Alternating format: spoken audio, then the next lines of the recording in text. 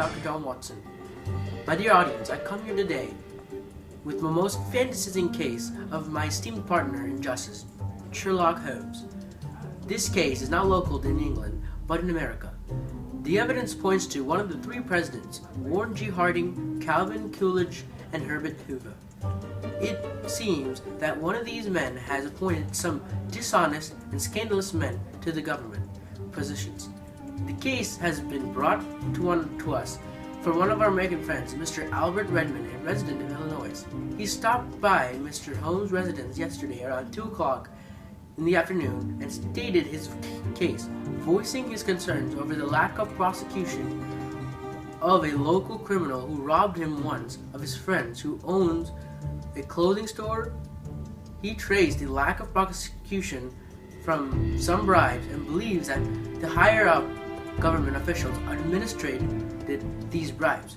It is now my and Mr. Sherlock Holmes' jobs to find which president elected this unscrupulous official. The evidence is before us, but it's quite odd. It's in the form of new music, rap. Today, Watson. We have a very intriguing case upon our hands. What would that be? It involves 3 American politicians. We're trying to find out which of these presidents, Warren G. Harding, Calvin Coolidge, or Herbert Hoover, appointed some dishonest government officials. Really, it seems so peculiar. It's presidents. Yep, and they're usually honest, but these are very dishonest. One of them is very dishonest. So we have the evidence in the form of rap songs. We're going to examine it now. Really? Rap songs? Yep. Okay.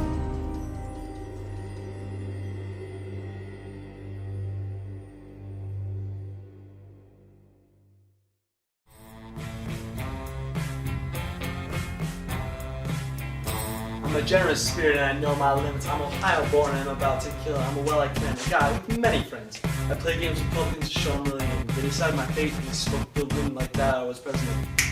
Boom. I point to many men like Andrew Mellon.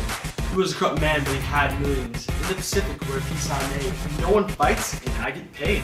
France, Germany, Britain, Japan, I increased their navies. I'm totally the man. It seems that Harding was a dishonest man. Though he decreased the income tax and increased tariffs to promote the domestic economy, he was involved in some scandals late in his political career. He will be a top suspect in this case. Alright, Watson, that was some very interesting and entertaining evidence. Indeed it was. Something that seems quite suspicious from that was the fact that he talks about appointing Andrew Mellon to government positions. This could mean that he appointed some other dishonest men. Yeah, it seems very suspicious. Yes. Other than that, he did decrease the income tax, which is good, help the American people. So we'll keep that suspicious activity in mind. Yeah. And let's examine the evidence for Calvin Coolidge now. Okay, that's good.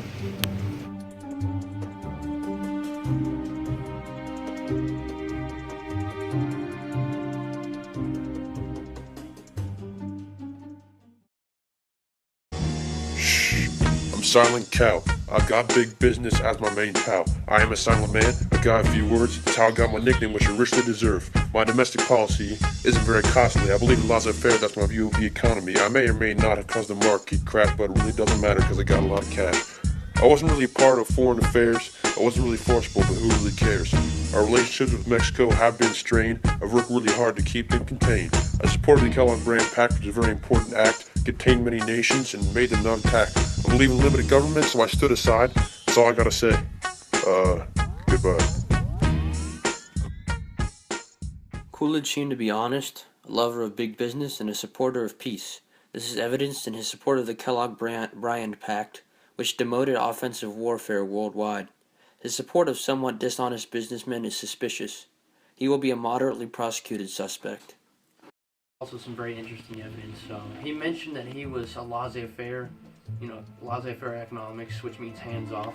Yeah. So while that decreases government interference and lets people kind of, manage their own finances, it could lead to unscrupulous, dishonest business officials climbing their way to the top and leaving the middle class in the dust. So He's still on our suspect list. yeah, other than that, he seemed pretty good. The Kellogg Brand Pact was a good peacemaking act. So other than that, it's pretty good. Let's examine the Herbert Hoover evidence.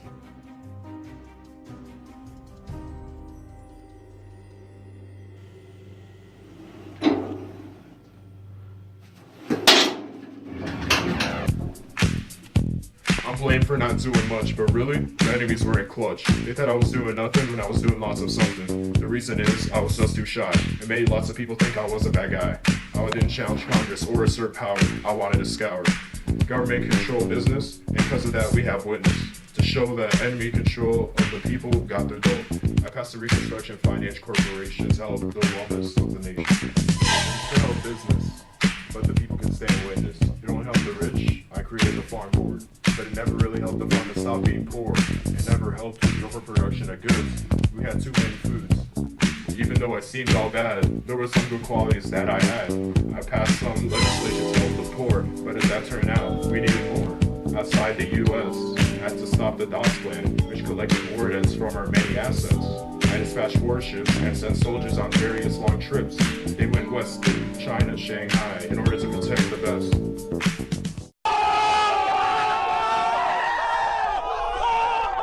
Seems quite timid and shy. He attempted to increase tariffs, but it ultimately led to an increase in foreign tariffs and therefore a downfall in the American industry. Due to his overall lack of action, he is not a contending suspect in this case. Alright, Watson. Well, as shown in that video, he didn't do much of anything, so we know he's not a suspect, so we just invited him over here. Here's Herbert Hoover.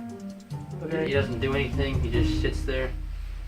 You know, he did the Dawes plan, or he tried to stop the Dawes plan, which collected war debts, but other than that, he just kind of ruined the economy. Yeah, technically.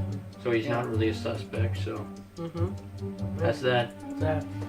Alright, so Watson, who do you think did the crime? It's definitely not Hoover. It's either Coolidge or Harding. Well, the evidence would point more to Harding, in my opinion. I mean, Coolidge was hands-off economy.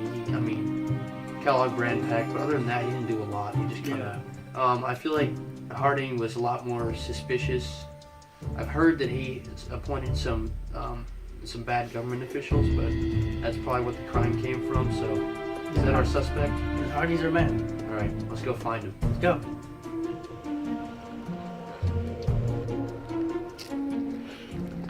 Hardy!